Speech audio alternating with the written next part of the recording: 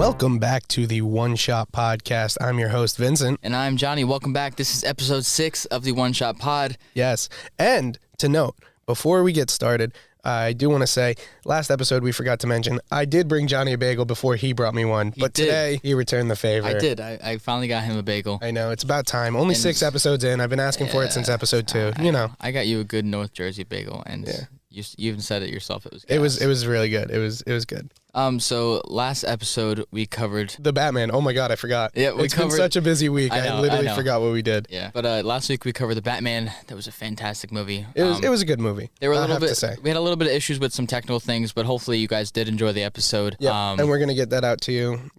Hopefully everything works out. The videos, well put together, and the audio sounds good. Yeah. Because we were having a bunch of technical issues here and there. Yeah, it was getting pretty frustrating, I'm not going to lie. Very frustrating. So, like we said, we're going over Uncharted today. I really enjoyed this movie, I'm not going to lie. It was a great movie. But I want to note, before we even get started, I did not play the video games. I don't even know how many there are. I didn't know what it was about going into this. I think there's 4. Are you serious? I think. There might be more. I could be wrong. Yeah, so I honestly had no idea what this was about. I knew it was like a treasure kind of thing, but I didn't really know exactly what it was about until I saw the trailer for the film. Yeah. And I only saw the trailer for the film 2 days ago before I started watching it, and I watched it really this morning before we started filming. I've been wanting to see it, but I just haven't had the chance to. Yeah. So before we jump in, how was your morning? It was good. I kind of woke up a little late. I thought I was late. Yeah. And I thought my alarm never went off, and I was very mad. But I asked Alexa what time it was, and she goes, "It's 7:45," and I was like, "I don't have to be up for another hour and 15 minutes. What the fuck?" Jeez. Yeah, no, I was up early this morning.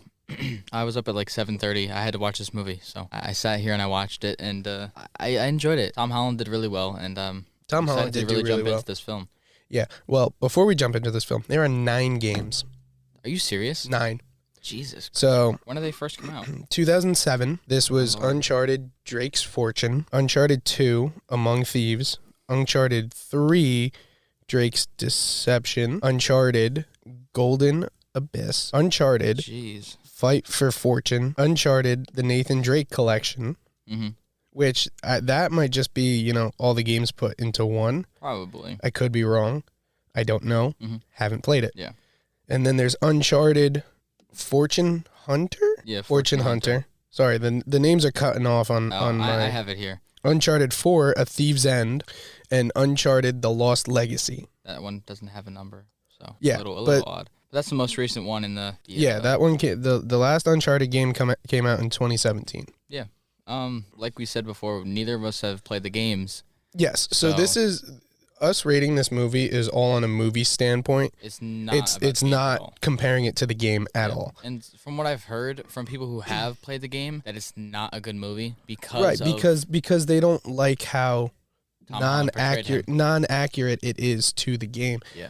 But you'll never see that in a video game movie. Is Sonic completely accurate to the Sonic games? Not at all. Yeah. He's going to San Francisco. He never goes to San.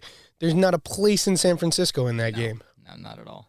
But it's like people don't understand that you're never gonna make a video game movie completely accurate. It's not because there is so much that has to go into this movie that the game may go more into detail with, but it might not be fun to watch in a movie. It might not be, as exciting in the game as it would be in the movie. So they gotta bluff some stuff. Yeah, I mean, even when you have games become movies or movie adaptations of the game, it's never gonna be the same. Even if you don't have the same actor who voiced the character, people are gonna know. Oh, it's not the same. It's a different guy playing. He doesn't sound good enough. Yeah, you know what I mean. People are always gonna have something to complain to about. Do you want to hop into it? Yeah, so oh my God.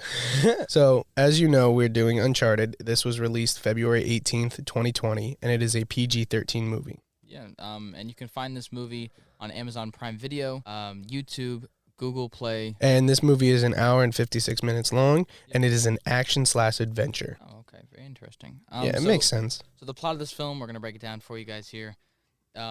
Treasure hunter Victor Sullivan recruits street-smart Nathan Drake to help him recover a 500-year-old lost fortune amassed by explorer Ferdinand Magellan. I literally told you how to say it before we started. Magellan. Magellan, sorry. It's oh my god.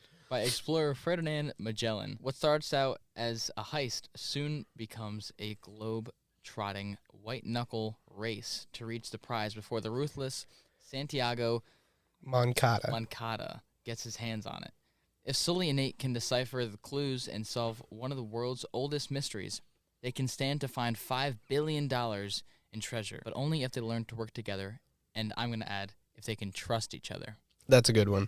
I really liked this plot. I really did. Yeah. And the thing that I liked about it, it was kind of like a full circle story almost. Oh, I think so as well. Almost. Not completely, but like kind of. I got it. So in the beginning, we start off with Nate waking up, his foot's caught in a crate that's hanging out of a plane. And then we go through that whole scene, and then he gets hit by a car. He gets back on the plane, and then a car comes down, he gets hit by it, and he falls off the plane, and he's falling. And then you see, somebody grab his hand, somebody, catch him, and then it cuts to 15 years ago. Yeah, earlier. And then at the end of the movie, spoilers, you see Nate hanging on the ship, and he has to jump, and Sully has to catch him. Yeah. And literally, it's practically the same scene of Sully catching him from the helicopter, and then Nate's brother catching him. Yeah.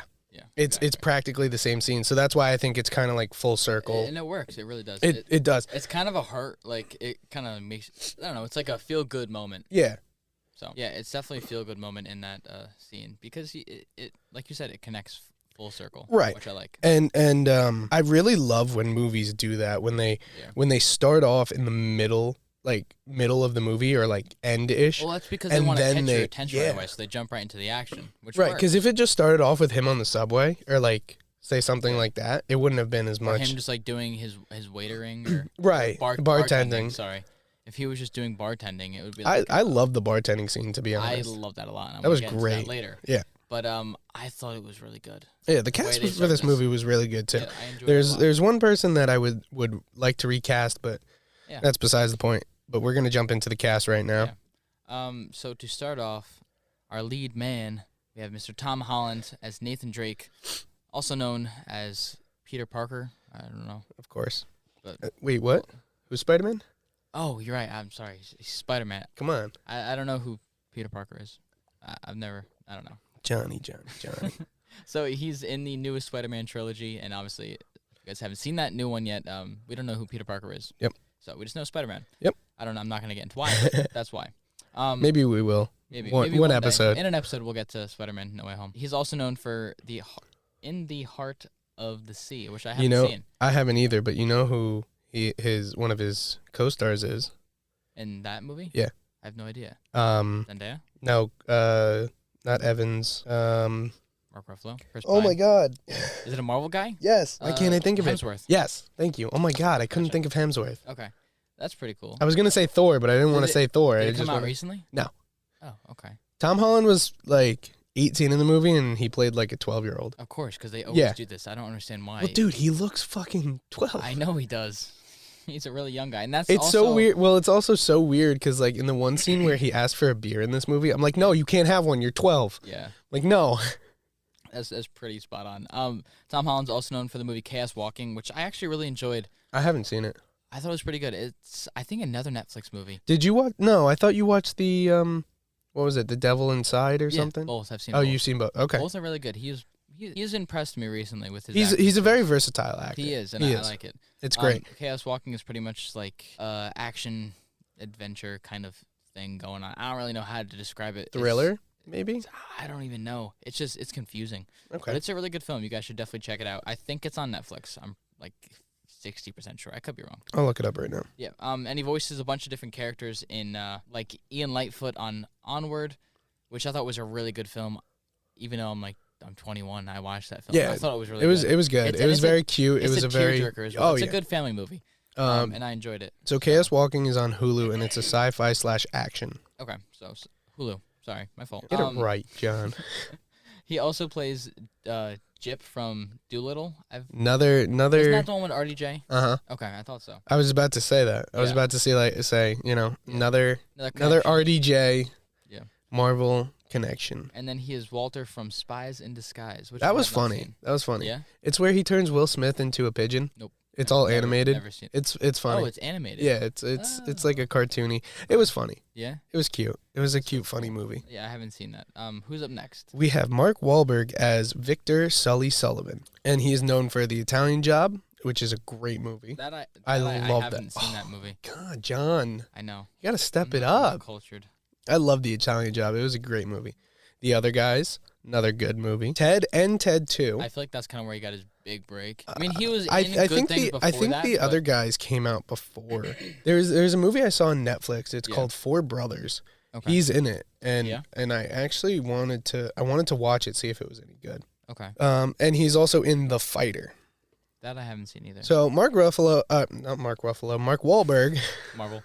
Yeah, you screwed me over there with all the Marvel characters. I'm just a Marvel guy. What can I say?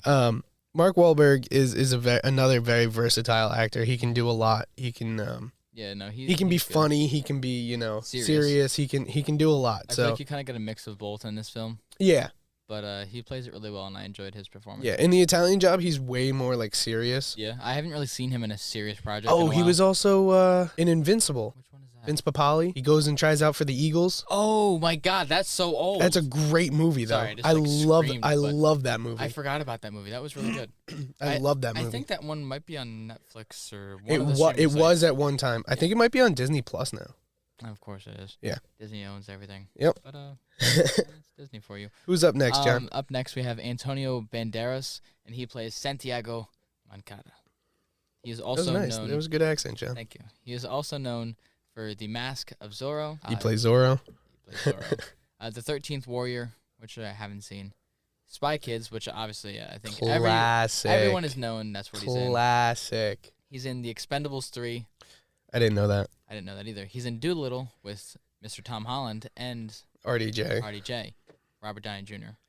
He's also in Hitman's Wife's Bodyguard. I don't remember seeing him in that movie. I've seen that movie, but I don't remember seeing him in it. Yeah, and I think his best credit, by far, of course, he voices Puss in Boots in the Shrek films. Yeah, Shrek 2, 3, and 4. Yeah, and then whatever the spin-off Puss in Boots movies. And I forgot about that. And stuff, which I used to watch as a kid. Like I forgot about the Puss in Boots movies because they were not very good. But as a kid, I was like, That's cool. That's cool. Yeah, sure. But I liked his performance in this. Well, whenever I hear him talk, I'm like, I just can't see you not as a cat. Yeah, I'm like, I know. You're Puss in Boots. I can't. Yeah, I know it's a little weird, but I liked his performance, but I feel like it was a little too much at points. We'll get into that when we get into acting. But who do we have up next? We have Sophia Ali as Chloe Fraser. She is known for the movie Truth or Dare and the TV show Grey's Anatomy. Wait a minute, she's in Truth or Dare? Yep. That's where I recognize her from. I wasn't sure. I watched Truth or Dare. I watched Truth or Dare, but I don't remember seeing her. I think Truth or Dare is with Truth or Dare is with that one girl. Can't remember her name now. It doesn't matter. If I think of it, we'll jump back. And she's also in TV shows Grey's Anatomy, The Mick, and she was also in Shake It Up on Disney Channel. Really? Oh, okay. So I thought I figured it out. It was Lucy Hale. She's in that movie. Lucy Hale's the one from Pretty Little Liars. Okay. Yeah, I know. It's okay. Because I watch Pretty Little Liars. I'll admit I did. I watched a little bit of it years ago. Good for you, John. Yeah. Way to keep that masculinity going. I have to. I have to. Come on. No, I'm playing with him. I didn't know she was in Shake It Up, though. Yeah, that was on the IMDb. Really? That's pretty interesting. I really had no idea. Up next, we have Tati Gabrielle, and she plays Braddock. Braddock seems more like I don't know. Yeah. If you're watching visuals, I'm like... He's trying to be buff right now. Yeah, I don't know. It just seems like a badass name, but she kind of plays like an imitation of a badass. Yeah, we'll jump into that too. But she's known for her voice as Addie in the Emoji Movie, which I never saw because I heard it was absolutely dog shit. There was no point to go see terrible. that. Why would you ever want to go see something that's about an emoji? I know. I feel like that was just a mistake to make. But I was watching something on TikTok the other day. It relates. It was like top 10 animated Sony movies, and this is a Sony movie, obviously, and or not top 10. It was top. It like went through all 26 of Sony's animated films and like ranked them. Yeah, ranked them, and this was at 20. Like this wasn't the worst The one. Emoji Movie was at 20. Yeah, or Uncharted. Animated movies. Okay. Emoji Movie at 20, and they had open season like 4, 3, and 2. I was never a big open season guy. I liked the first open season. Never a big maybe open the second season one, guy. But I mean, the rest were kind of trash. Over the Hedge. Over That's the where Hedge, it's at. that movie was freaking gas. Do you remember the video game? Oh, The Over the Hedge video game had like a go-kart, like, what do you call that when the things are hitting each Bumper other? cars? Bumper cars. It had like a bumper cars, but it was go-karts. And Really? you would play on a golf course, and that shit was so fun. That's sick. Me and my brother used to play that on the PlayStation years ago. We would just sit and play that for hours. I remember and I hours. had the So fun. there was like a Madagascar game on the DS. God, that was gas. Really? The Madagascar game was gas. Oh no, that's scary. That was sick. But she's also known for TV shows such as Casey Undercover with Zendaya. That was her starred Disney show. Yep. Which I never saw because I was like a little too We old. were too old at the time. Yeah. I She's can't also in the Thundermans, which was just beyond us as well. Yeah. And then You and the 100. The 100 I watched and I didn't know she was in it. Maybe because like she looks different. I didn't watch the 100. The 100 was such a freaking good show. Oh my god. Is it done? Did they I think end it's it? done. I haven't watched it in probably 4 or 5 years, so they could have had more, and I just didn't watch it anymore because, like I said in previous episodes, I'll be watching shows, and then I catch up, and then I just don't watch it anymore because I forget, and then I jump onto new shows. Fake fan. I do it with certain shows, but like The Flash, I watch religiously every year until like season 6, and I'm like, this is trash. I'm not watching So it I anymore. finally watched the new episode Yeah. of The Flash. Yeah. I saw Because they took a 2-week break. So when I didn't know. So when I kept saying I still haven't watched the newest episode, Yeah. they were They on a didn't release 2-week it. break, so they didn't release anything. Yeah, I saw something on Instagram. Spoilers if you haven't seen it, but there's something with like lightsabers or something. That was terrible. I don't want What to talk the about that. hell was that I will about? get so mad. Don't The bring CGI that. was freaking Don't bring that awful. up. I will get I'm heated. I'm sorry, but I will get so mad. That might be That was the worst Flash stupidest CGI I've fight ever seen. I've ever seen. I was so disappointed in that finale. Was that like a season finale? That was a season fucking finale. Oh my god. I was dude, furious. that's terrible. We're Furious. both like the Flash a lot, so This season's actually pretty good. this is what, season 8? Yeah. 9? Season 8. Yeah, that's the CW for you. They Milking the shit out of everything. do you care? Can I say something? I don't care. They brought Spoiler back warning. Ronnie, but Oh shit, that's that guy. it's he not evil? it's not Ronnie. What is it like? His name freaking is Deathstorm, and he looks fucking sick. Deathstorm. Dude, it's sick. I'll show you a picture. I'll look it up here. Dude, it's actually insane. Deathstorm. Are you serious? He looks fucking dope as shit. I'm just waiting to see Johnny's reaction here. This cat? They don't Is that give what a he's good- supposed to look like? That one. Oh. That's him. Oh, that is. I mean, that is kind of cool. Yeah, Not gonna lie, that is pretty sick. it's fucking sick. For those who are on visuals, We'll put up a we picture might have for it you. up here. Maybe. Yeah. We'll see. We'll see. No, I'll make sure to put up a picture for you. Okay. But I didn't know that they brought him back. I liked him. Well, he was in it for a while. technically it's him, but it's not him. It's Yeah, well, it's a whole thing. different But I universes and shit. think they actually might try to bring him back if he wants to come back, Gotcha. Okay. because he was actually back for like the end of an episode. Oh, as So- regular Ronnie? Yeah. Oh, okay. So Gotcha. they also reshot scenes with him. I'm pretty sure. Really? Yeah. So. Oh, for like flashbacks and stuff. Yeah. So That's- I that's- think let's say, if he how did that wants make to if he wants to come back, they'll have him back. Okay. That's pretty cool. Well, while we're on the topic of Flash and Ronnie, that is Robbie Amell, Stephen Amell's cousin. I think they're cousins. I couldn't tell you, to be honest. Yeah, have no I think they're idea. cousins. But there's also another movie I actually want to review with both of them in it. Code 8. I haven't seen it yet, but Code I feel like I've heard of it, but I haven't seen it. I haven't seen it yet, Yeah. but it's on Netflix and I do want to check it out.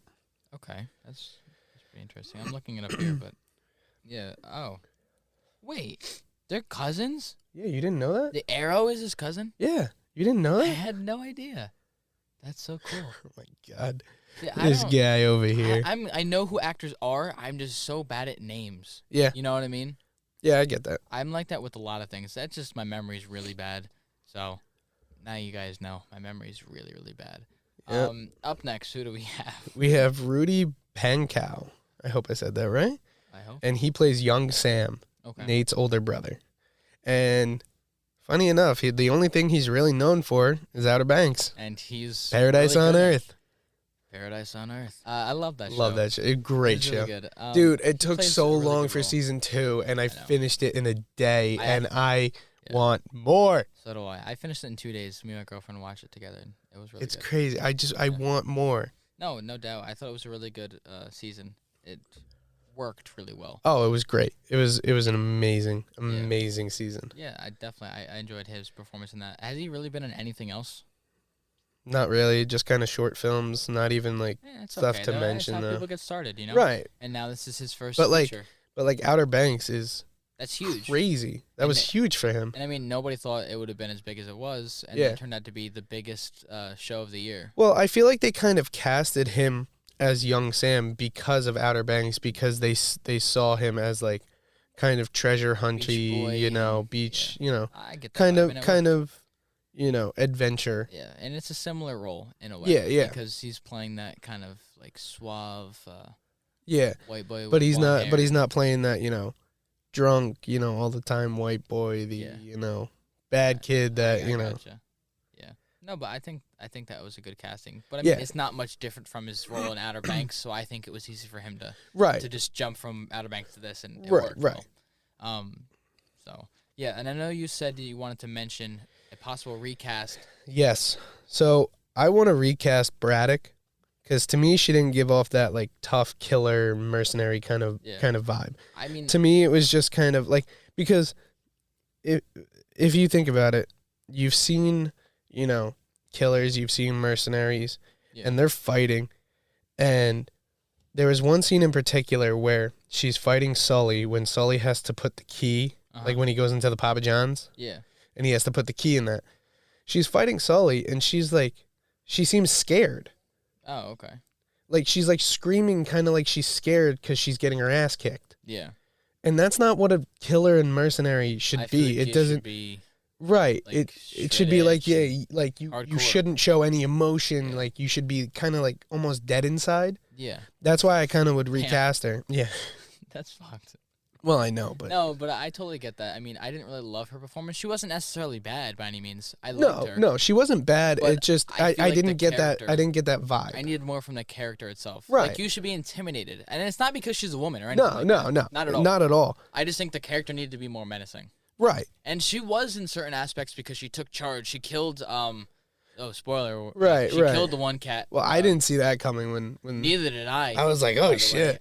She ended up killing... Antonio Banderas. Yeah, she killed Puss in Boots. Yeah. On the ship at the end. And then Frasier left, and she was, like, shocked because she got, like, triple crossed, I guess. Yeah, whatever it was. But, like... Because she was hired by... But, yeah, like, after she killed him... Mandela's. Moncada. Yeah. After she killed him, she, like, took a sip of whatever like she was drinking, and she was like, the House of Moncada dies with you, and it was like, nah. It didn't give me the same feeling as if, like... I feel like it would have been funnier... Sorry, I didn't mean to, like, no, it's good. I feel like it would have been funnier if she almost, like, poured it on him. Like, she's, like, really shitting on just him. Like, yeah, like, you. Take a sip and just pour it on him. I don't know. I thought that's what she was going to do, but she ended up not doing it. Yeah, but it was just, like, I don't know. She didn't really give me that vibe. I would probably recast her, and this is no bias to Marvel. It's just I've seen these people play. I've seen these people play, like, killers and mercenaries and, badass people. So I'd probably recast her with, like, Zoe Saldana, Ming-Na Wen, who plays Fennec Shane in the Book of Boba Fett. She has also played in the TV show The Agents of S.H.I.E.L.D., and she was also a badass in that. I didn't know she was in this. So she has Star Wars and Marvel connections there. Yep. Another person who is like that, which you mentioned in the last episode from the Batman. Yep. You people. DC and Marvel in the last episode. Yeah, definitely. Or Karen Gillan. She plays Nebula. Yeah. And she did a really good job. I think that would be a good casting. The thing is, I just see these people, and they've played, killers, and, they have the right emotions, they know what to do, and it's just, that's who I think would have given a better, performance. Yeah. Not that her performance wasn't bad, just, there's little things that you see. Yeah, no doubt. I feel like she did a decent job, but I just needed a little bit more of the brawlic and scary kind of character that she didn't really portray as much as I would have liked. Maybe it was writing. I don't know. But I needed a little bit more from her just to be actually scared. Because when you watch a movie and you're like, oh shit, this is a bad motherfucker. Right. I gotta get scared of him. Yeah. And that happens with some films. But this one, it didn't really do that for me. Right. And you don't really even see it. I don't know. It's weird. Yeah, no doubt. I liked her performance, like I said, but I just needed a little bit more from her. Right. So we're actually going to jump into director and experience. Yeah, who is the director on this film? The director was Ruben... Oh, that's a... Fleischer? Fleischer? Yeah, I think so. That. I don't know. Ruben Fleischer. He's known for being the executive producer on Venom Let There Be Carnage. Which we're going to eventually get to. I liked it. I did not. I think the Venom films were trash. And I shouldn't say both. The first one I enjoyed. I was going to say, I was about to throw my water bottle at you. It wasn't great, but I didn't hate it. It was it was kind of like a, what's a better way to put it? Like a Spider-Man 3. Too much going on. I liked it, but it wasn't good. The original Spider-Man 3. No, not that. What do you mean? Which Venom? The first one? The second one. The one I'm talking about here. I just didn't care for it. I don't know. There wasn't too much going on. There wasn't enough going on. I don't know. I didn't really care for it. I just feel like it was kind of like Spider-Man 3 where it was good, but it wasn't like... By the way, Tobey Maguire's Spider-Man. Yes, sorry, not No Way Home. Not No Way Home. No Way Home was... Shit was gas. That was so good. I love that movie. What else is he a part of? So he's also the producer on Bad Trip, which I feel like Eric Andre. I think that's who it is. I don't know. He's in that with somebody else. No idea. And he's also the executive producer on Zombieland Double Tap, which is the second one in the Zombieland sequel. Have you seen those? I haven't. Yeah. Were they any good? They weren't bad. Yeah. I've mostly only seen the second one. Okay. I only saw the second one because my friends wanted to go see it. So you went and saw it in theaters? Yeah. Oh, okay, I gotcha. It was good. Yeah. I didn't know what the fuck was going on because I didn't see the first one. You saw the second one without seeing the first one? My friends wanted to go to the movies. I just went to the movies. I wanted to have a good time. Sorry. All right. Sorry for having a good time, Johnny. All right. My apologies. But yeah, I've never seen the Zombieland series, so I don't know what it's really about. Right. So, yeah. I could tell you, Zombieland. So yeah, this director is kind of experienced, but also inexperienced. Yeah, he doesn't have that many credits behind him, but yeah, his certain ones are pretty good. His IMDb page is kind of slim. Yeah, I mean, Let There Be Carnage is a big one because it's a Sony Marvel film. Right. But I mean, it's nothing extraordinary. Right. Yeah, but we're gonna actually jump into visual effects now, which there were some good bits and some bad bits. There was nothing really crazy in this film, but I enjoyed what they did have. Yeah. Well, the stuff that was crazy was done very, very well. Yeah. For the budget that they had, it was actually really well done. Yeah, no doubt. A lot of the things that I liked, pretty much, the ones I liked were simple. Mm-hmm. I like fire, I like explosions, and those were good. They were good. Like the helicopter? Yeah, the helicopter, that was really good, especially towards the end when it crashes. Yeah. That shit looked really good. I was really impressed. But even the boats, the boats swinging was... Yeah, that was impressive too. I assume was all CGI. It was CGI, come on. But I mean, I don't know. There's no way. I don't think they could. Maybe it was miniatures, but I don't think. Why waste the time to do that? I think they're veering away from miniatures now. Yeah. I mean, the last thing I heard of doing miniatures was Batman and Star Wars, and that was 30 years ago. No, the last thing I heard was Night at the Museum. Really? Yeah. Oh, wow. Remember the plane scene at Battle of the Smithsonian? Where I haven't seen that in a long time. Yeah, apparently that was all miniatures. Really? And it was like a miniature set, stuff like that. It was really cool. That's pretty interesting. But yeah, like we said, I liked a lot of things that were done visually and with the effects, but certain bits weren't super great. But yeah, I'm not gonna really complain about it. I enjoyed it. So yeah, there was one bit of CG that kind of was you could tell it was very, very fake. Yeah, and that was at the end of the film where Sully throws the backpack full of gold at Braddock. Yeah. And the CGI was very poorly done. You could tell it was CG. You could tell it wasn't, the actor falling or actress falling. They clearly CG'd her as well. I mean, it wasn't right. Anything I kind of went shot by shot almost. Yeah. Kind of freeze framing it at a time, mm-hmm. and you can clearly tell that it's CG. And, you know, it was poorly done, and you've seen people do CG a lot better. But for the budget that they had, I'm not going to complain too much about it. Yeah, definitely. There were certain parts of this that I did enjoy. A lot of it was really simple things that we can actually do from what we've learned in class here at William Patterson. There was a lot of text throughout the film. There was one part in particular where they said 15 years earlier in Boston, and that is pretty much just tracking the text to an object, and it's really simple. We've learned that in our visual effects class here. So, yeah, it worked, and it was simple, but it looked really nice, and I liked that.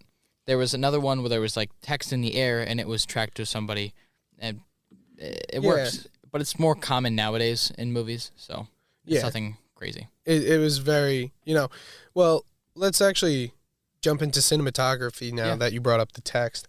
I actually want to talk about how they used rule of thirds in their shots. Yeah. To put the text in there. So, like, the first time you see the text in there, it is right after young Sam helps Nate up from the ledge. Yeah. And you see the shot of a building. And the building and the balcony that Sam just pulled Nate up from is kind of more to the right side of the screen, so that you have this big wall, and it shows, and it says, what was it? It was Boston 15 years earlier. Yeah. So I thought that was really cool. And they do that a lot, actually, throughout this movie. They do. There's another movie that does that really well. Or, sorry, not a movie. It's a show. It's actually really new. It's called Inventing Anna on Netflix. They do this really, really well with the text. They put it in certain spots, and they animate it in and blends in with the object that it's on. Yeah. Like, it'll be on a couch, and it'll just, like, appear, and it looks really nice. Yeah, they do it when they go to... It's just visually pleasing. Is it Brazil where they go? I can't remember. I don't know, to be honest. They do that with that one. Mm-hmm. They do it with the shot where Fraser and Nate are in the ocean on the crate. They put them towards the bottom of the screen, and it says somewhere up at the top. They do the rule of thirds very well to fit this text in there. Yeah, I mean, we've explained what rule of thirds is, but for those who are new, rule of thirds is pretty much the screen's broken up into 9 boxes, and the left side is the left third, the right side is the right third, and then you can kind of figure out the rest. Bottom third. It's simple as that. Yep. Excuse me.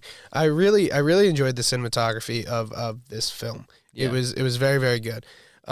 Another thing I wanted to point out in the beginning of the film where Nate is free falling after being hit by the car out of the airplane. I really love this shot. I really did too, because they show all the shots that they show a first person view of Nate, and it really is nice. And now, like, kind of rewatching the movie a couple times, you understand why they did that, because you need to see his hands to see somebody catch him. Yeah, you can't just see the back of his body, because then you'll see like, you can't see the third person shot, because then you'll see the person come in and catch him. Exactly. And the way they did the transition really well from the hands was also another thing that I loved. It was really impressive. Oh, yeah. And I actually, what I did is I opened up 2 different tabs, put the scene at the end where Sully grabs his hand, and the scene in the beginning. Did you really? Yeah. So I did that, and they're almost identical. Really? They're practically identical. That's actually really cool. There's like a bit where you kind of see Sully's leg. Okay. Which is, towards the end, but they're practically identical scenes. That's really cool. I wouldn't think to do something like that and put them together. There's a good transition from young Nate to present day Nate, which I loved it. Which you noted, which I really liked what they did. I think they were like sitting down on they were both sitting down. So Tom Holland was sitting on the subway. Young Nate was sitting on his bed in the orphanage home. Yeah, that's what I thought. Okay, boys' home, orphanage, whatever you want to call it. And I love when they do stuff like that, where they integrate the young kid into the older one. It makes you feel like they're the same person. Yeah, because they're supposed to be, at least. Right, and they did it very, very well. Like, these actors kind of didn't look similar, but the way they did it was very, very well done. Yeah. So pretty much they just had them sitting, and they had them both sitting down. They were in the center of the screen, and it worked because they kind of just like faded from young Nate to new Nate. Yeah. And it worked well. It's a simple shot and simple thing done, but it can be messed up. Yeah. And it was done correct. They did it very, very well. Yeah. Another thing that I would like to add, the scene in the bar where Nate is cleaning off the glasses of the table and he meets Sully. But before he meets Sully, they put the glasses, this is actually going back to rule of thirds, which I didn't even realize. They put the glasses more so in kind of like the right thirds, kind of bottom corner almost of the screen. And they show mostly Nate's hand. And the reason that they did that is because they want you to see Sully steal the bracelet. I didn't see it. I saw it. When I saw the movie, I never saw noticed it. Yeah, I immediately saw that. I was like, I saw his arm pull from behind Tom Holland, and I was like, oh, he just took the bracelet. I was like, noticed. yeah, he took the bracelet. I mean, I was a little bit in a rush this morning, so I didn't have the time to go back. Yeah. I would have, but I wanted to get through the movie. Yeah, you clearly see Sully take the bracelet. Okay. And I think it was supposed to show that, as good of a thief that he is, he can still be beaten, and he's not he's not experienced yet. Yeah. Because that's shown throughout the film. Right, yeah. He thinks he's good, but he's not. Mm-hmm. Well, not that he's not. He's good, but he's not like... He's not the best. Yes, exactly. Like, there are still people that are better than him. Yeah. And that works well. And, it's a very good introduction to the character Sully, showing that he once was a thief, or he is a thief, and, all he cares about is money. His greed, his money. Yeah. And that shows throughout the film. They do that really well, by the way.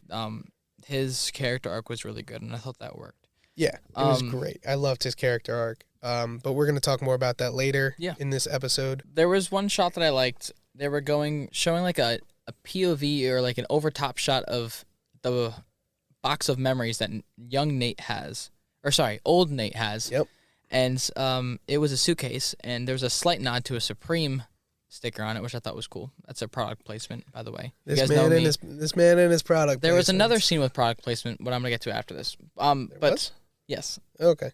So pretty much they were opening the suitcase, and Nate picks up a baseball. Yeah. And he kind of just throws it up at the camera, and I thought that looked really, really cool. It was. Because it was nice over the top shot. Mm-hmm. And normally that's hard to do, because in my class that I've taken here, we've tried to throw stuff towards the camera, and that takes so many takes because you're too short, you're too far, you hit the camera. You don't want to hit the camera. You don't want to hit the camera because you're going to break the camera. Yeah. Especially with a baseball, that's hard. Yeah. So I thought that was really impressive, and it was done well. Yeah. Well, I mean, I don't know. That could have been CG. That could have not. It possibly could have been, because I don't think that would have been super hard to do. But it's a baseball. Yeah. There was another product placement that I noticed, and it was pretty obvious. If you guys didn't notice it, it was the big red car. It was Mercedes. Oh, yeah. Obvious product placement, but anytime I see product placement in a film, I know it is. There was also a Papa John's reference in the film. He was in a Papa John's, and So Johnny loves his product placement. I do. I notice it all the time. I always point it out, so I have to mention it. I haven't mentioned it in a few episodes. I honestly don't think there was anything in Batman that was big. So, I don't know. Might have been maybe a car logo. Maybe that was probably a car logo. But, And in this one, there was also a Hyundai. So. Oh, there was? Oh, yeah. Yeah, there was the That thing was sick. That was a pretty cool car, I'm not gonna lie. That's probably like the new Tucson. The Tucsons are dope. Yeah. No, it was pretty cool. My mom rented one for a bit, and that thing's sick. Yeah. That's pretty cool. But like she had hers like decked out. It was like that matte like gray. Oh, it was nice. The exhaust coming up at the top. Oh.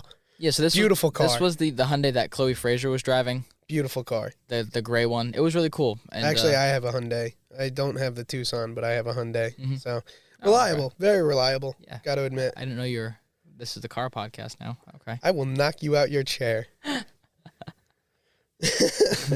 Oh my God. But there was another part of this. I don't come at you when you go off your product placements. I know. I'm just messing with you. There was a part of this that I really enjoyed. It was the montage in the beginning of the film where Nate was preparing for the heist.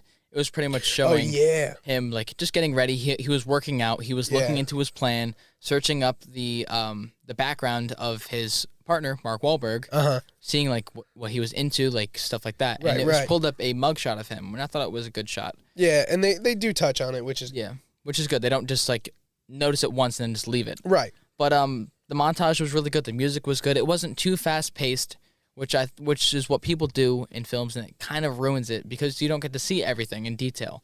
And this, it wasn't fast. You got to see everything in detail. He was looking up certain things. Yeah. And it worked. And there was one shot that I really enjoyed. He was putting out plans of the building that they were going to shut the power off. On the window? Yeah, they put that up in the window, and I thought it was a really good shot. There was sun in the background. They showed him, like, over his shoulder, putting up the piece of paper on the window. It was kind of like a frame within a frame. Oh, okay. So this is another thing that we've told you guys before, but if you're new, a frame within a frame is pretty much exactly what it says. There is a frame, or like say it's a window, and you're looking at somebody through that window. That's essentially what it is. It's really simple terminology. Yeah, we're not the brightest and best here at no. But that's the simple things. Us comm students. That's the simple things, and we're good at the simple things. Yes. But yeah, we focus on the simple things, and we do very well with the simple. Exactly. Come on. So yeah, the montage was probably one of my favorite scenes in this film, just because of how well it worked. Yeah, it was really good. And that the montage was great. That shot and with the music behind that was really good too. I enjoyed the music in this film was amazing. But we're almost there. We're gonna jump into that soon. Yeah. But there's more cinematography that we have to get to. We have a lot of cinematography. Because this was actually very, it was very really well. There wasn't anything cinematography-wise, shot-wise, that I didn't really enjoy.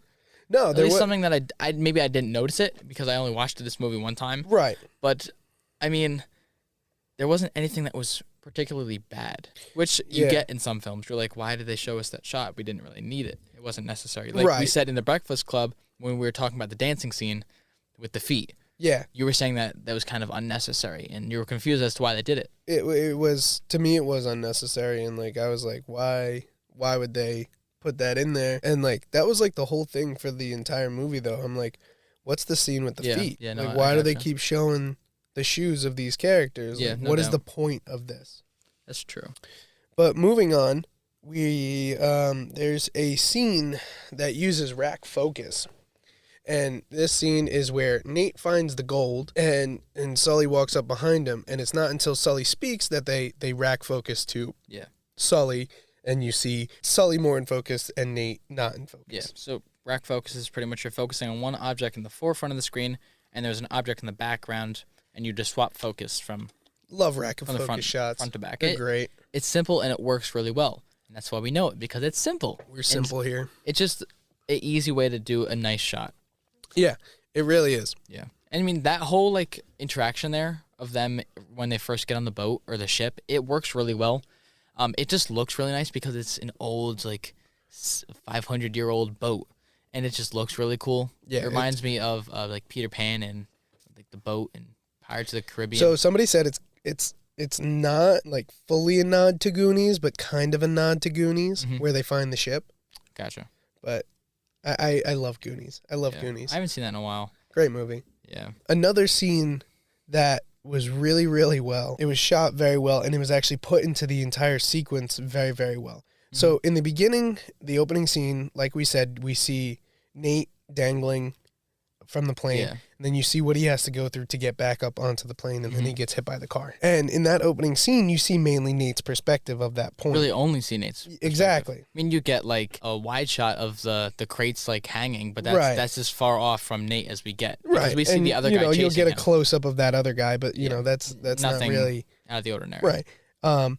But halfway through the movie, when you guys reach that scene again, you see all the different perspectives. You see Chloe Frazier's perspective more than Nate's this time. Yeah. Like, yes, they cut to Nate's perspective. And they reuse the same clips. Right, but it's like you've already seen that. Yeah. So you want to know how it led to that point and what's going where, who's doing what at that point. So that's why you see more of Chloe's perspective. Yeah, I mean, because I feel like because you're curious who was driving the car. Well, I didn't think anybody was driving the car. Yeah, I correct myself. I didn't think anyone was driving the car either. And then you see her. And I was thinking in my mind, she doesn't have a parachute. She could have easily grabbed a parachute and then tried to, like, do something. Yeah. Same with Nate in the beginning, which was stupid. That was a little questionable. I feel like they could have just had Nate grab his parachute first and then be like, hey, asshole, did you kill my brother? Right. But, I mean, I guess they had to get to that point for a reason. Yeah, so it makes sense. Which would have made sense. But it was kind of a boneheaded move. I'm not going to lie. Like, it was. Wouldn't you be worried about your safety? But the thing is, I think if you really think about it, when that is brought up about, you know, losing a loved one or, you know, something like that, you lost somebody. Yeah. And, like, this person is the one who did it. Your head is so focused on confronting this person and just trying to figure out why, if they done it, why they did it. So I think that was the thing behind it. Yeah. Yeah, because Sully even said, like, he's like, just grab your parachute and go. But since he was in that moment, he couldn't let the opportunity pass. There was not, like, his head just went blank, and all he wanted to do was, did you kill my brother? Yeah, that's all he wanted. That. He needs the closure, or he needs the. He just needed to hear it, I think. Right. And he didn't get it. He got it at the end. He got it eventually. Yeah. Which was good. I honestly thought that it was a corny line, but it was good. In the beginning, I honestly thought that Mark Wahlberg killed him. I thought it was like one of those where, like, oh, I killed your family member, and then I didn't tell you. Yeah. And now we're working together, and then they're gonna go separate ways, and eventually we'll have to work together and win or whatever. I thought this was what it was going to be, but it ended up not being like that. So. Yeah. No, Sully.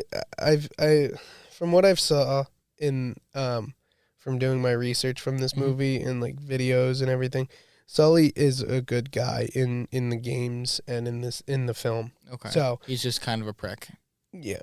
So he's a little selfish, what else is but new? he means well. Yeah. Kind of Ish. not. Because he's money hungry, I guess. But I mean, like, even you can tell even in the end of the movie, he got the gold and he's like, "Oh, do you have more? Do you have more?" Like you could see he was like putting it in his lap or in his pocket. And it's like, yo, I got that. And then he tried to give him the gum, and I was like, that was please great. take the gum. Like, then this means a lot to me. Yeah, and then he threw it out the window. Dude, that was my last piece. I know. Where were we? Anyway, I like the shot in the beginning of the film. I know we're going back to the beginning of the film a lot, but when they show the crates falling, I just really enjoyed that shot. I mean, it was clearly CG because you can't just like do that.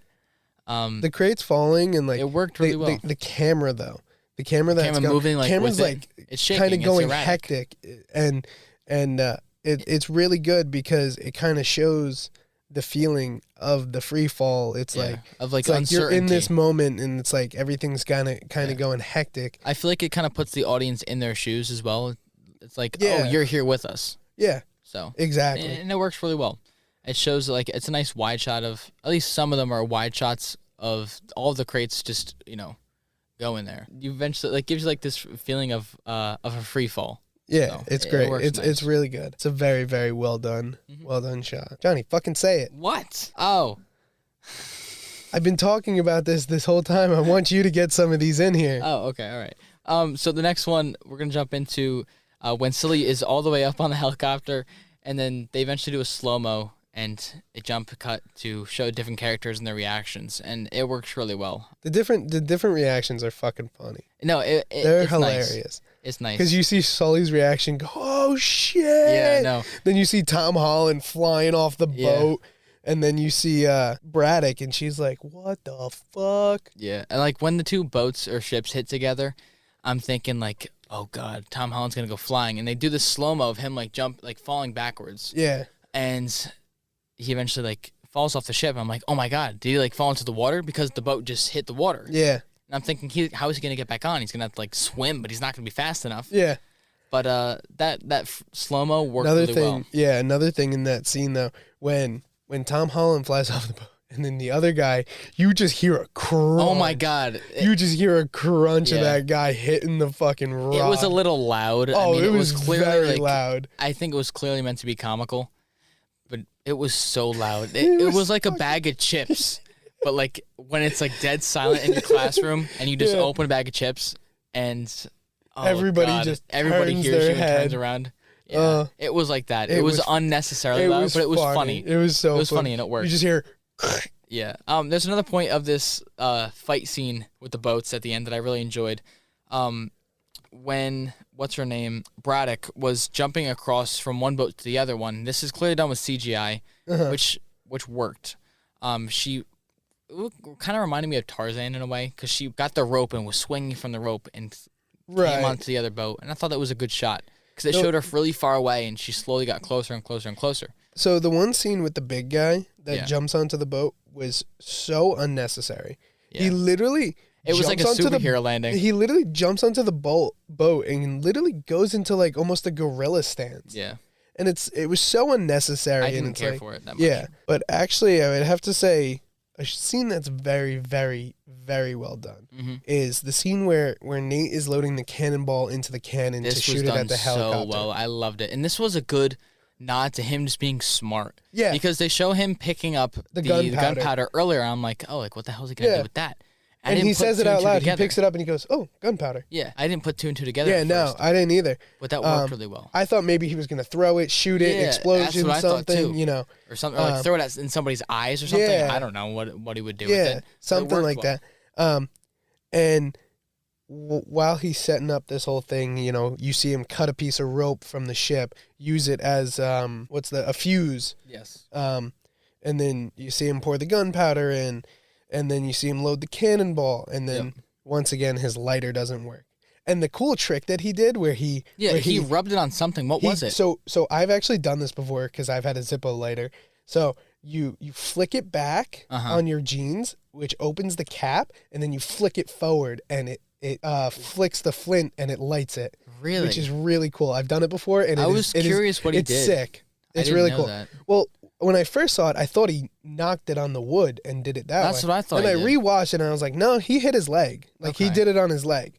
Then why doesn't he always do that then? You know what I mean? I guess he was just kind of hoping for something there. You know, if he was like clever, he would have. I know it kind of fits into the story because it's his brother's lighter and so on and so forth. Yeah. He could have just changed the thing inside of it. Yeah. That's what people do. They change the insides of the lighters all the time. Yeah. When they run out. I get what you're saying. But I mean. And also, it probably also just needs more lighter fluid. Probably. I know this isn't so much cinematography, but like continuity. There are parts of this film that I got kind of confused with. Which ones? In terms of how he always had the postcards with him. Like no matter where he went, he had the postcards. Same with the lighter. How did the lighter like not go bad? Because it was out in the rain. Like he dove in water. He was in the ocean, stuff like that. Well, that's kind of why I would say that it doesn't work. He's brought it. He doesn't take good care of it. Yeah, and then, I feel like it's more so a sentiment thing, but he has it, so he'll try to use it. Yeah, and then like also you get the postcards. Like we see him with it in a bunch of different places, but they don't really show him taking it everywhere. Same with the backpacks when they're in the bar underground. They put the key in the thing. I guess this is kind of a mistake, so maybe I'll save it for a little bit. I think I know what you're getting at here. I'll save it. So back to this cannonball scene. Yeah, sorry. No worries. So we see him do everything, get the rope, put the gunpowder in, put the cannonball in, and then you see the fuse not light. And then you see it finally light. No. This is beforehand. So you see the camera do a 360 around to show the helicopter. Yeah, and that was really while nice. The fuse is being lit.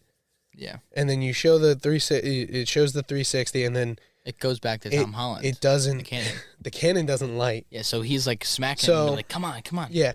And then you hear, the sound of the helicopter grow louder and louder, and then you also see the camera. It just keeps zooming in closer and closer on Tom Holland's face, which I thought was really cool because it shows that something's coming close, and the panic in his face is like, oh shit. Yeah, exactly. And it was really good. And then you see the inside of the cannon, and it shoots the cannonball, which is really good. Yeah, the CG on that was really good. Yeah, I liked it a lot. They show like the little ember falling down into the whatever it is. The gunpowder. Yeah, the gunpowder like the chamber falling down. Of the exactly where the gunpowder is. Yeah, and then I just thought that was a good like smart move by him because he's a big history buff. Right. Like, we'll use a cannon in a freaking ship. Yeah, I mean, they didn't go bad. Nothing bad is going to happen. It's a little corny, but his first shot ever with a freaking cannon, he just destroys a helicopter. Yeah, I mean, hey.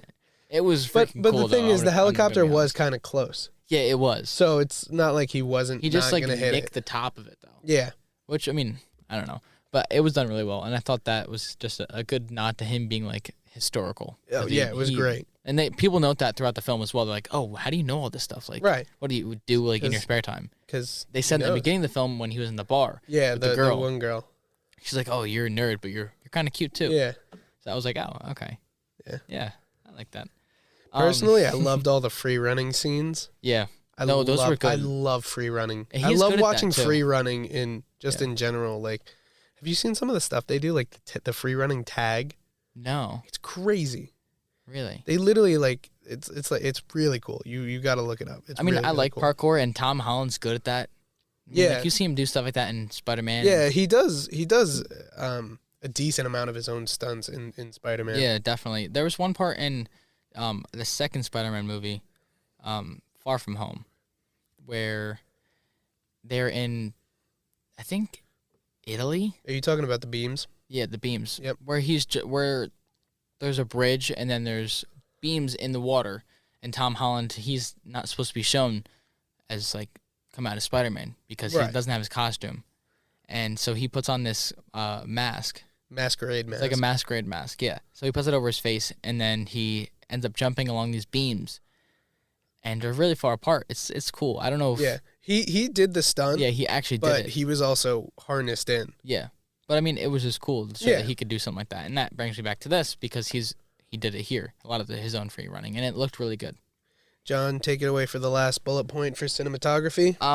At the end of the film, when the ship falls in the water and we see an underview of the sails falling, and I just like that shot a lot. It was great. The camera pans out to show the whole ship and the water falling off the ship, and it's just a really beautiful shot. It was. And then you see the sun hitting like the ship and the sails behind it. It was a wonderfully done, beautiful shot. Yeah. And that was at the end of the film once like the cargo helicopter broke. Yeah. And it dropped into the water. And I was thinking to myself, how is this not sinking? It just made a huge impact with the water. The wood's 500 years old. How did it not crack? That's true. Also another thing that I want to note. How did it not break the boat when they got lifted up, you know? I don't know, man. It's a movie. Questionable. I know it's a movie and it's supposed to work, but it's just like, to me, it's a movie. I think of those things. I'm like, why does that not actually break? It's 500-year-old wood. It probably is rotted and so on and so forth. Yeah. You know? I get what you're saying. But jumping into our next topic. Our next topic is the music of the film, which was done really well. And this was done by Raymond Djawadi. I hope I pronounced that correctly. And he did the actual soundtrack, but there's a bunch of music in there that's uncredited that actually goes a lot better. Like it's very well put into this movie. Yeah, no doubt. I like the soundtrack a lot. Like the uncredited stuff. I don't want to say uncredited, but like what do we call? What do you call it? It's like it's not technically part of the soundtrack. Yeah, because it's made by other artists. Yeah. But they just used it in the film. Yep. So first up, we have The Rain That Never Came, Apache Sun. Yeah. By Apache Sun. That was really good. And then this one shows up at the end of the film. Mm-hmm. Take the Money and Run.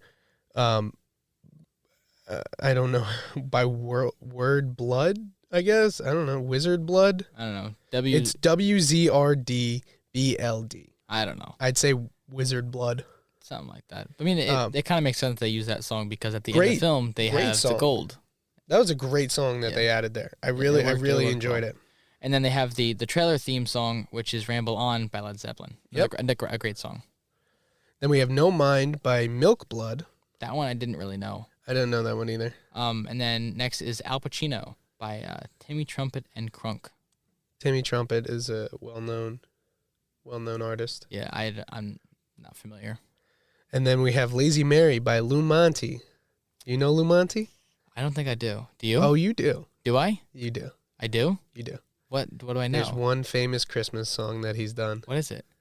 Take a guess. I have no idea. Dude, there's so many good Christmas songs. Take a guess. It's an Italian Christmas song. Oh, God, I don't even know. If I heard it, I would know. I told you this. I'm not good with names. You know it, Johnny. I have no idea, dude. I have literally no idea. He's cheating, by the way. I'm cheating right now. I'm looking. Dominic the Donkey? Yeah. I don't know this song. How do you? Yes, you do. Play it. Play it right now. I have no idea. There's an ad. Get rid of it. Wait a minute, guys. There's an ad. Give me 10 seconds here. Pull this up. Yeah, maybe I know the song, but I don't. You know Lou Monte. I mean, maybe I do. If I hear it. But this ad would end.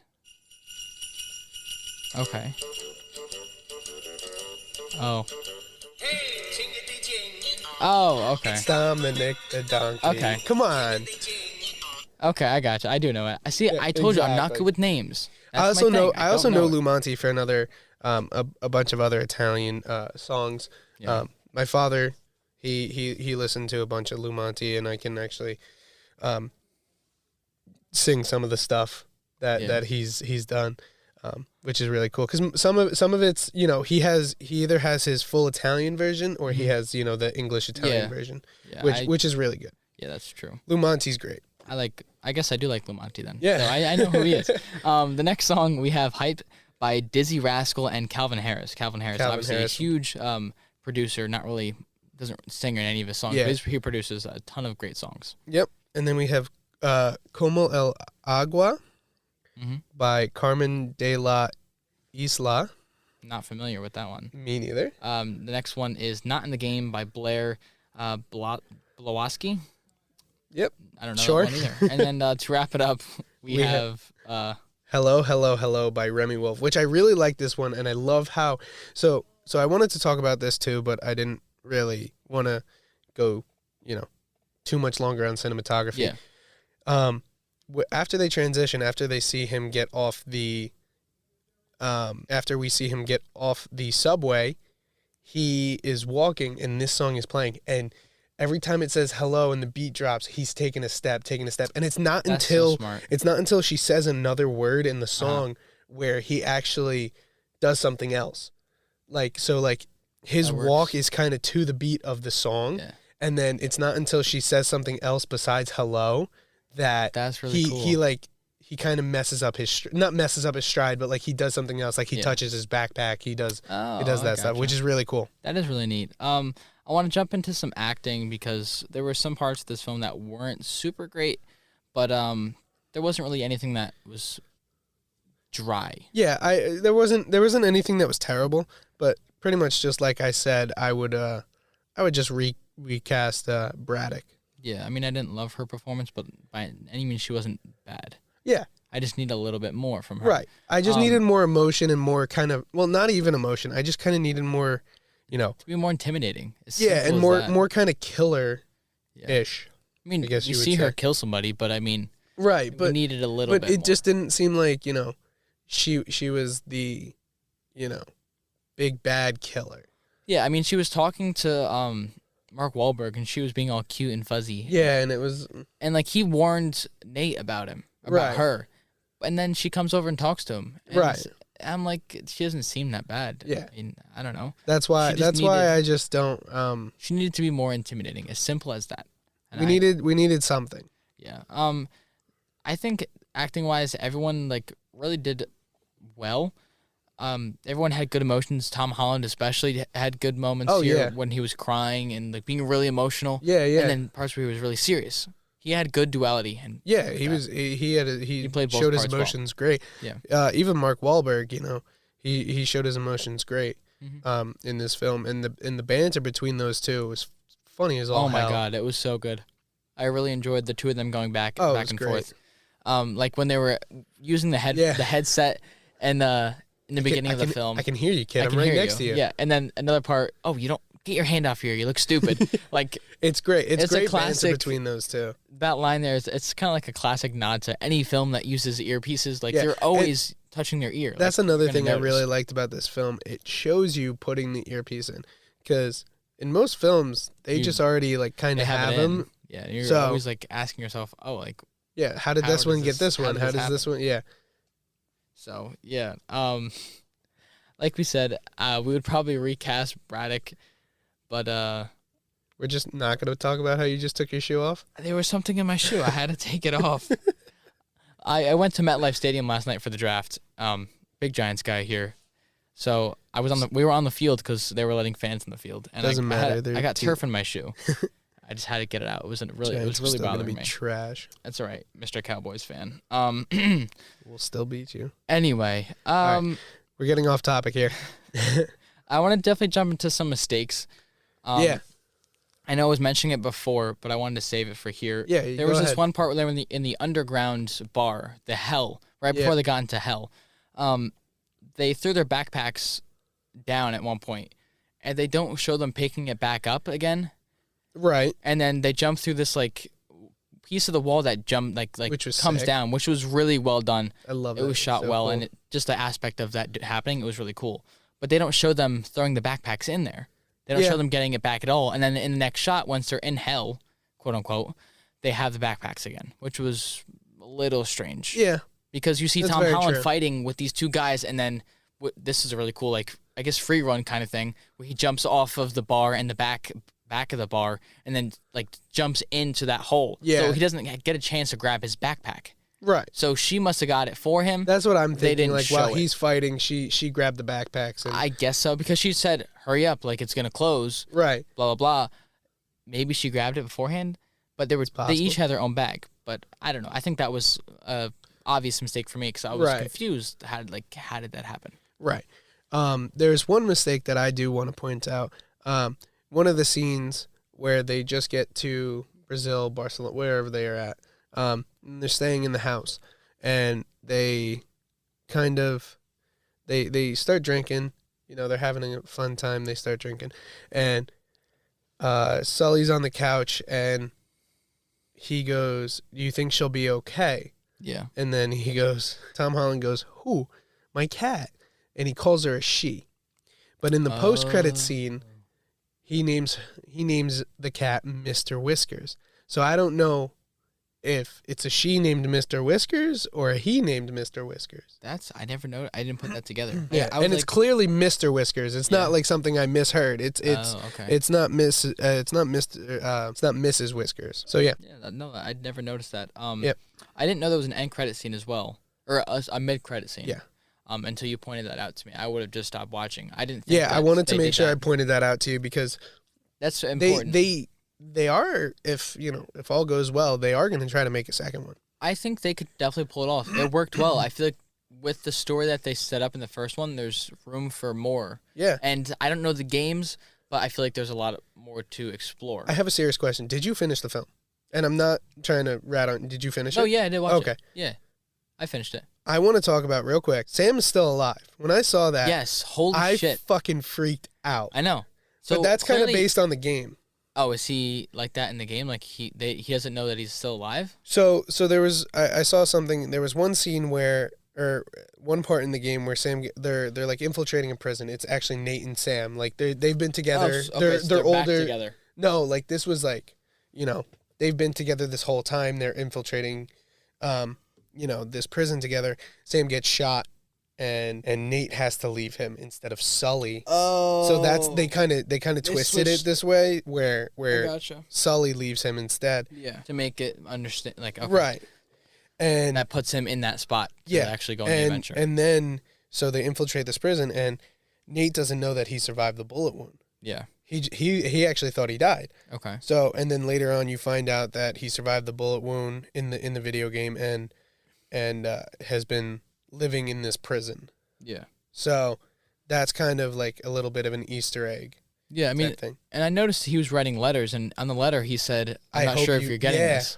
So clearly he not getting it. Someone must be blocking it. Either somebody in the prison or maybe Sully. I don't know. Maybe there's more to the story that we don't know about. Maybe Sully was the one who actually shot him, like I said before. Maybe it was Sully, and he doesn't want to tell Nate. Yeah. It's definitely possible. I was surprised that he was still alive in the end. I was really hoping because I was like they gave him such little screen time, and I really hope they bring back what was his name, I really hope they bring back Rudy, because he's a great. I got to admit he's a great actor. He does great. He does great things in Outer Banks. Yeah. It's just great to see him do what he does. And he does a great job with it. Yeah, no doubt. I mean, like we said before, this isn't a big change of roles because he's still playing that adventurous type character, and it works. He does it very well. Yeah, and I would like to see him reprise the role. they can do prosthetics. They can give him a beard. They can do exactly. I mean, unless he can actually grow a beard, we don't know. Right. So I really hope they keep him as Sam, because I would like it. Tom Holland is a young actor. And and so is Rudy. Yeah. So I feel like I really hope they do keep him. I would hope so, and I would expect them to, unless something comes up. Right. Maybe he's got to shoot Outer Banks season 3. I think they already started shooting season 3. of course. I could be wrong, but I think they did. I hope so. I know we have some Easter eggs here that we want to mention. Yeah, we actually have a lot of Easter eggs. But honestly, finding Easter eggs on this movie was so damn difficult because everybody's comparing it to the game. Yeah, no doubt. Everybody. Like I said before, in Nate's apartment, there was a Supreme sticker, but I didn't notice the other sticker that's on his chest. Yeah. So once he opens it, it's a very, very quick shot. Mm-hmm. It's very, very quick. It's a blink and you'll miss moment. There's a sticker for Naughty Dog, and Naughty Dog are the developers of the Uncharted video game series. Yeah, I didn't know that. Yeah, that's probably why I didn't notice it. Yeah, that's what I saw in one of the videos when I was looking up this movie. Yeah, there's another one that I noticed, and I thought that was funny. There was a nod to Jack Sparrow when the ship is in the air. Tom Holland or Nate is at the wheel. Yeah. He's trying to control the ship. Whatever, yeah. Hoist this and put down the flag and blah, blah, blah, he says. And then Mark Wahlberg is like, oh, you're like not Jack Sparrow. Yeah, and he's like, I've waited my whole life for this. Yeah, and I thought it was cool because, again, it shows his character growing. And it helps show his past. Like, oh, he's a history buff. He's a nerd. And that's just, it works. Yeah. I thought it was funny. There's also a nod to Indiana Jones here. Yes, there is. And it's the line where Tom Holland goes, oh, great, nuns. Why does it always have to be nuns? And it's a nod to Indiana Jones's famous line, snakes. Why does there always have to be snakes? I noticed that. I was like, oh. It's kind of like Indiana Jones. It's kind of like how in the Sharknado movies they... like, oh, we're gonna need a bigger helicopter. Yeah, I know. You know, oh god, stupid shit like that. Movies. Oh, they're bad funny. Yeah, they're bad funny. It's that kind of humor. The first one came out, and you're like, holy shit. Yeah. And then the second one came out, and you're like, okay, I'm watching it because I'm laughing at it. Yeah. And then it just became like a tradition. It was like, all right, Sharknado's coming out. We're gonna watch it. We're gonna laugh our asses off. Yeah, I mean, I feel like with those types of movies, you have to watch them with a grain of salt. Like, obviously, they're shot well, but the story behind it is always so terrible. bad. Yeah. You know the main guy from that graduated from here. Did he really? Yep. The main guy from Sharknado. Crazy. I never knew that. That's pretty interesting. Well, that shows anybody can go and do anything. Yep. Like, there are a lot of kids at our school who graduated and are working at different places. Ian Zering. Okay. He actually graduated from here, William Patterson University. That's crazy. Yeah, which is very, very cool. That's really interesting. I never knew that. I know there was a part in the end of the film, which you noted before, that we talked about before we started recording. Yeah. So there was a part in the final fight where Nate kind of ends up with both of the swords. There's a big sword, and then there's like kind of like a little dagger. Yeah.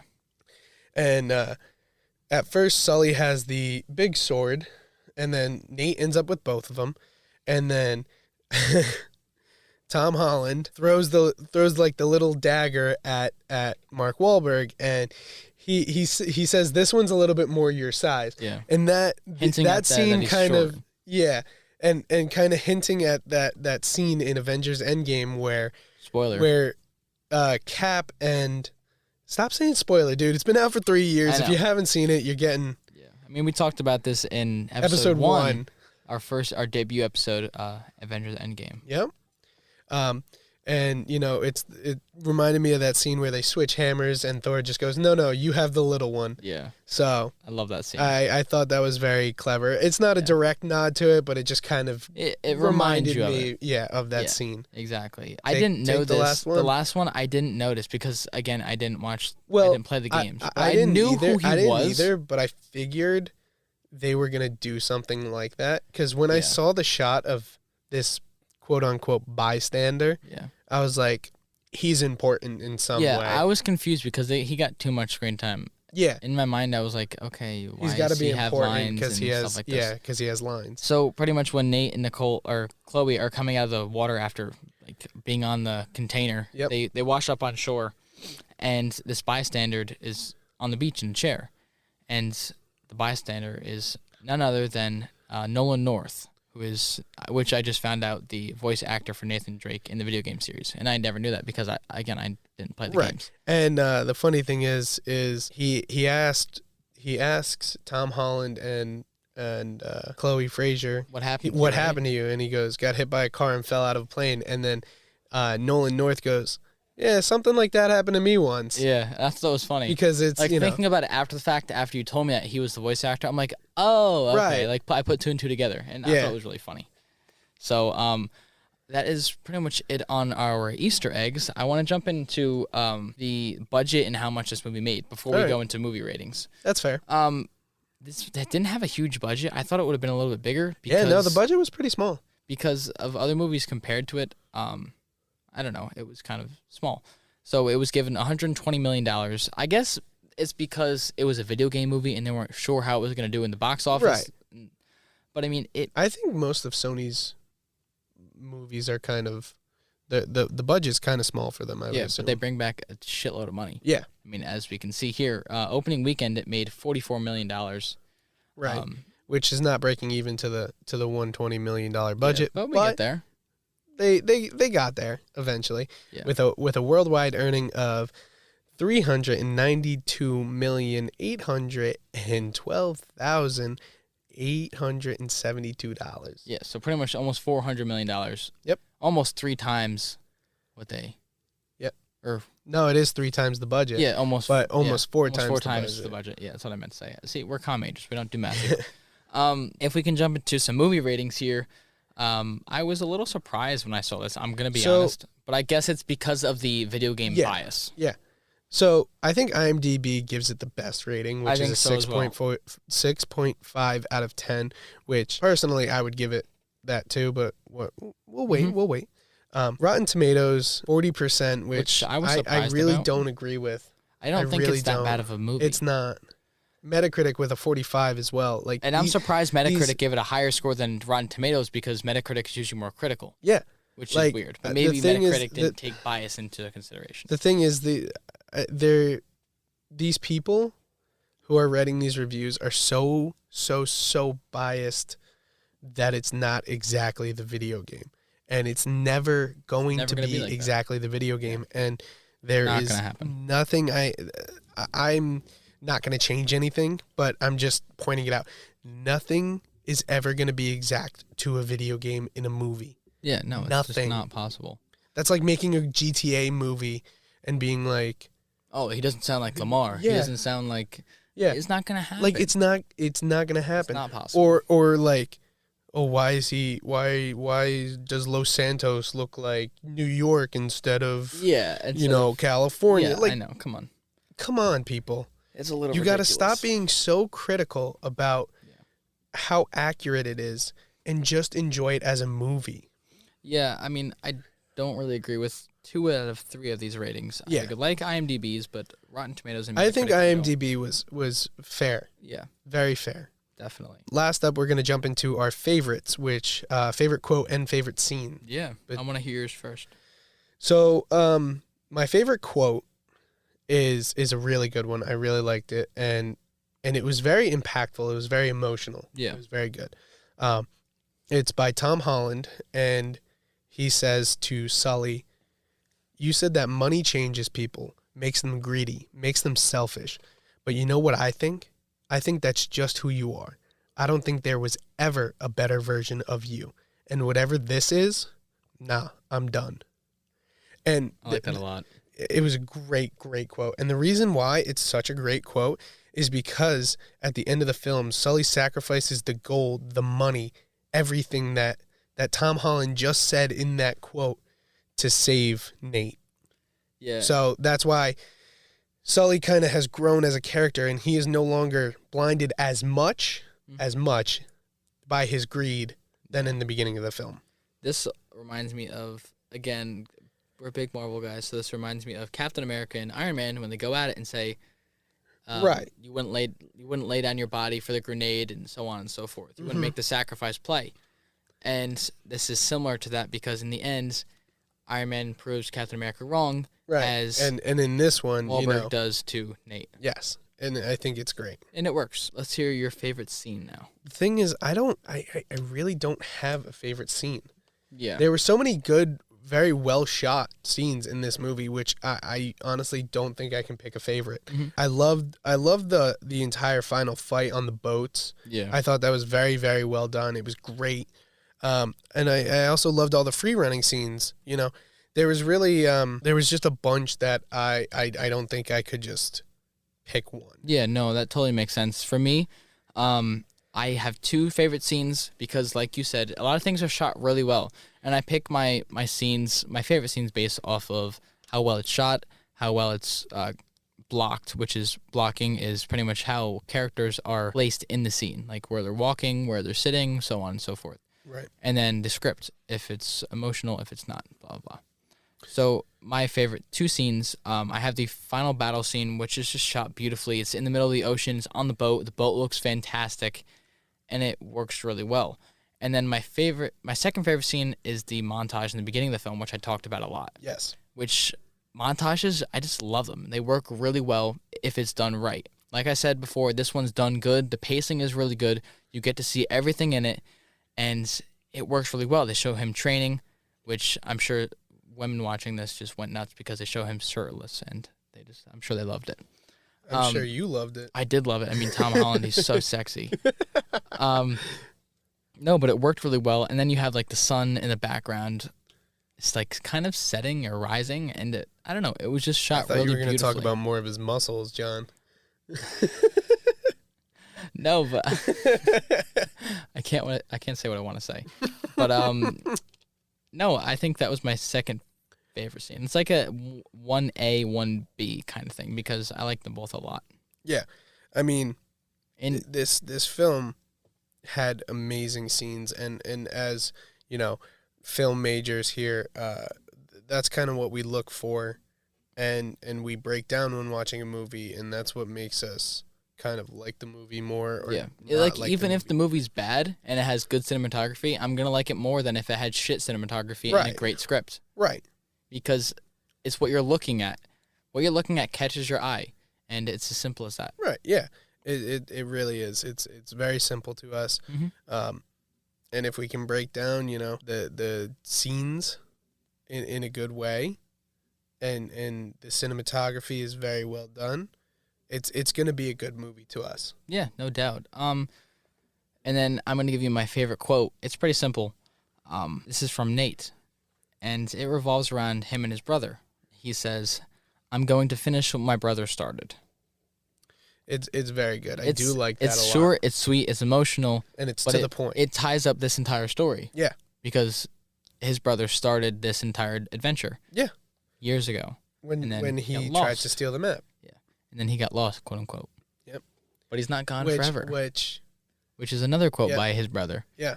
Which I thought was very good because he thought his brother was gone. Yeah. But now he's just lost.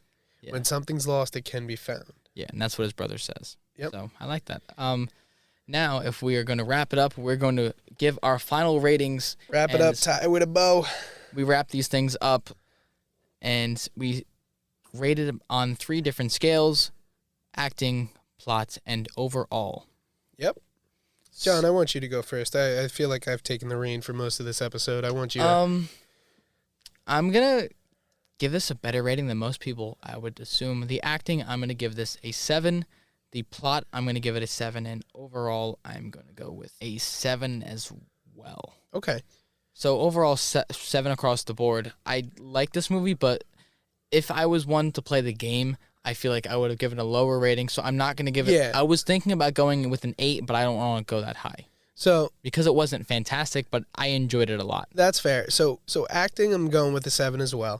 Mm-hmm. Plot, I'm in between right now because it was a good plot. It was a very good plot. No doubt. I enjoyed it. And there was great. A lot of twists, especially with the end credit scene. Exactly. So I took that into account. I think I'm gonna go 8 for plot. Okay. And then overall, I'm gonna go with 7. Yeah, like I said before, I think this movie was good. But if I was biased from playing the game, I feel like it would have been a lot different. Right. So I think I would have honestly. There's much to take into account, if we've played the games, than just from a movie standpoint. But I like just as a movie standpoint because you're not rating it. You're not rating it so heavily. Yeah. It's just you're watching a movie and you're actually enjoying it. You're not like, oh, this shouldn't be that. That shouldn't be this. You know. It's just you're enjoying it. I feel like you can also watch this movie and not know what the game's about at all, because I really didn't, to be honest. Oh, I had no idea. I just knew he was kind of like a treasure hunter. Yeah, exactly. That's really all I knew. I feel like it worked really well, so I just enjoyed the movie. It was simple as that. Yeah, it was a good film to watch, and once again, the cinematography done in this film was actually really, really good. Yeah, really, really. I good. really enjoyed it. So that pretty much wraps up episode 6 of the One Shot Podcast. And once again, this is Uncharted, and you can watch it on Amazon Prime Video, YouTube, and Google Play. Yeah. And that pretty much wraps it up. Once again, we want to say thank you all for listening. Yeah, thank you guys for all the support in the last few episodes. And don't forget to stay tuned for episode 7, where we're going to be doing Rescued by Ruby. Yes. This is the first time we actually know what we're doing. Yeah, I know. It's good. So yeah, we will see you guys in 2 weeks. Yep. Later. See ya.